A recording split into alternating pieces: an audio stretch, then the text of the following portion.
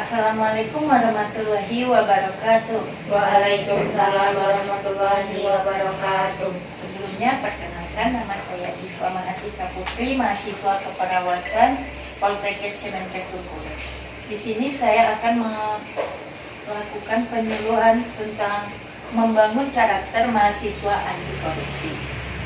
Sebelum masuk ke materi, boleh dong untuk perkenalan terlebih dahulu. Nama kakaknya siapa? Nama saya Nani Lestari, saya dari jurusan farmasi. Terus kakak? Kalau nama saya Andrea Indah Saputri dari jurusan farmasi. Kita langsung saja ke materinya. Kalian tahu nggak sih apa itu korupsi? Menurut pandangan kalian? Mungkin korupsi itu perilaku seseorang yang berbuat curang, mungkin akibat negara, dan ya terhadap siapapun. Oke, boleh. Jadi pengertian dari korupsi itu sendiri adalah tindakan atau praktik tidak jujur di mana seseorang yang memiliki wewenang atau kekuasaan yang memanfaatkan posisinya dalam keadaan untuk menguntungkan pribadi, biasanya sering dengan cara yang ilegal. Kemudian next, dampak negatif dari korupsi. Yang pertama, dampaknya yaitu pengaruh negatif terhadap karakter.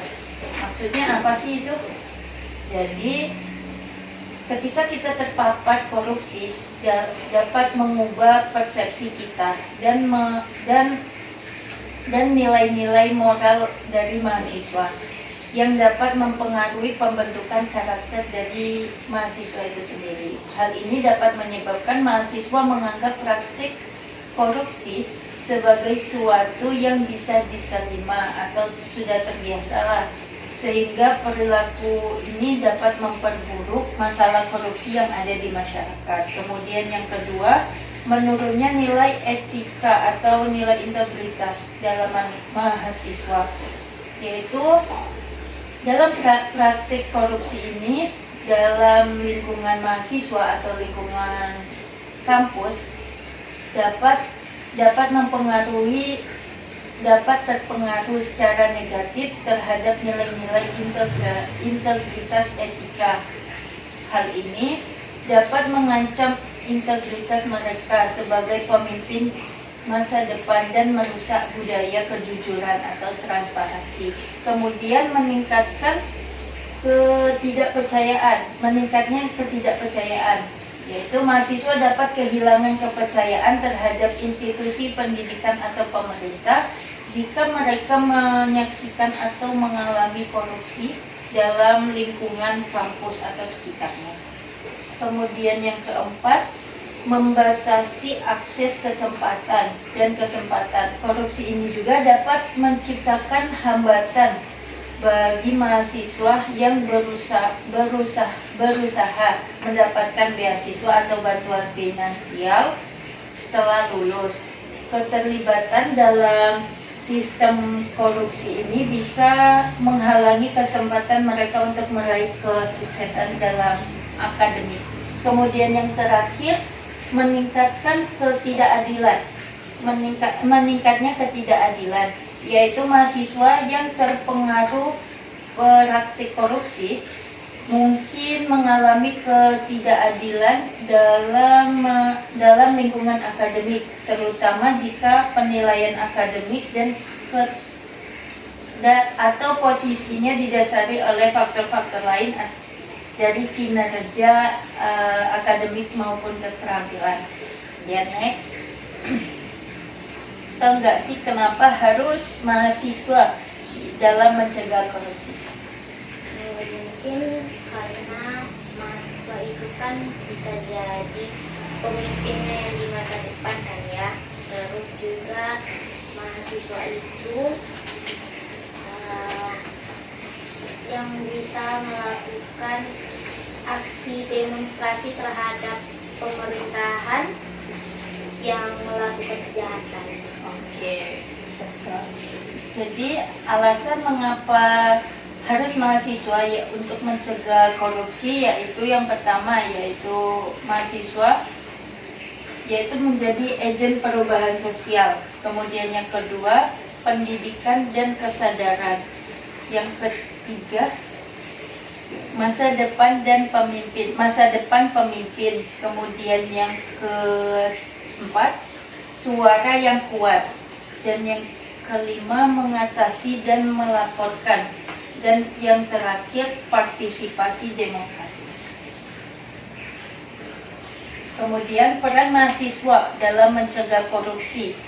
Yang pertama yaitu mahasiswa bisa mengadakan penyuluhan seperti yang kita adakan saat ini atau kampanye, dapat mengadakan penyuluhan tentang bahaya korupsi dan pentingnya transparansi kepada dalam pemerintahan.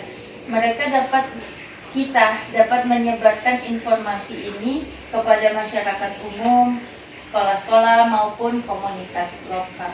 Kemudian yang kedua, pengawasan transparansi keuangan, yaitu mahasiswa dapat memantau pengeluaran publik dan mengawasi penggunaan anggaran oleh pemerintah, baik itu tingkat lokal maupun nasional. Next.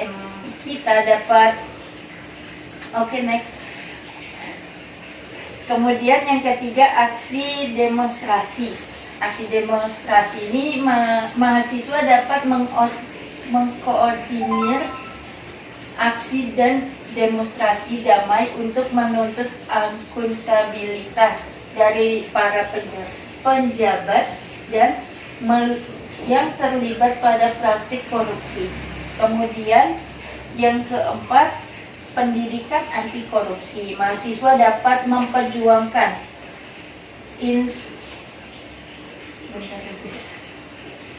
Kemudian yang keempat yaitu pendidikan anti korupsi. Mahasiswa dapat memperjuangkan pendidikan anti korupsi dalam kurikulum sekolah maupun perguruan tinggi. Kita dapat memprogramkan atau membuat seminar anti korupsi dan meningkatkan kesadaran masyarakat, terutama di kalangan generasi muda seperti kita saat ini. Kemudian yang terakhir, terlibat dalam anggota anti korupsi, yaitu mahasiswa dapat bergabung dalam anggota anti korupsi. Kemudian yang terakhir, terlibat dalam anggota anti korupsi, yaitu mahasiswa dapat bergabung dalam anggota masyarakat sipil atau negara anti korupsi atau lembaga anti korupsi di tingkat lokal, regional maupun nasional. Melalui partisipasi aktif dalam kegiatan organisasi tersebut, mahasiswa dapat secara langsung terlibat dalam upaya pencegahan dan pemberantasan korupsi. Oke, jadi itulah penyuluhan dari saya. Semoga ilmunya dapat bermanfaat. Saya akhiri. Assalamualaikum warahmatullahi wabarakatuh. Waalaikumsalam.